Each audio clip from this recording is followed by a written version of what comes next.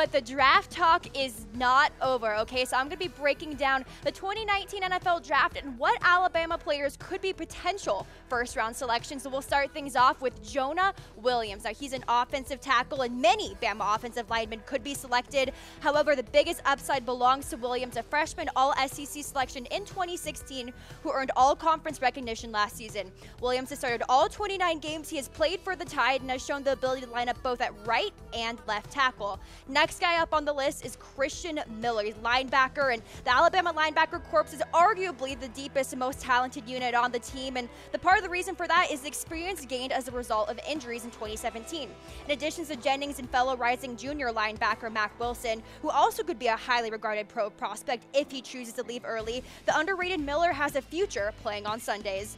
Like linebackers Jennings and Wilson, Miller was sidelined for several games last season, and though he didn't light up the stat sheet against Auburn or Clemson, Miller recorded a sack against Georgia in the national championship game. He finished the year with 6 total tackles, 6 tackles for a loss, 1 sack in 4 games, but is capable of putting together a huge senior season.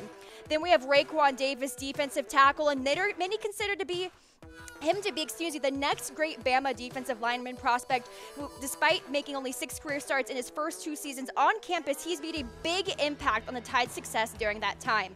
Davis has the size and strength to play on the interior defensive line, but also has the speed and athleticism to play on the edge.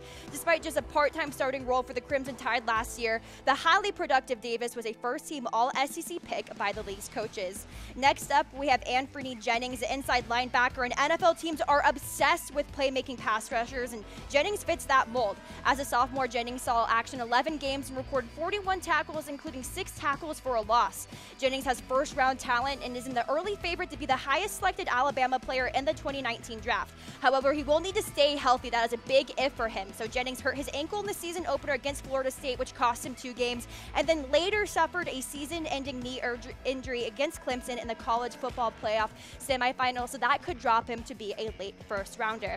And last guy we have up on this list is Damien Harris, running back. Now, had he chosen to leave school following his junior season, Harris likely would have pushed Alabama's record-setting draft class to 13.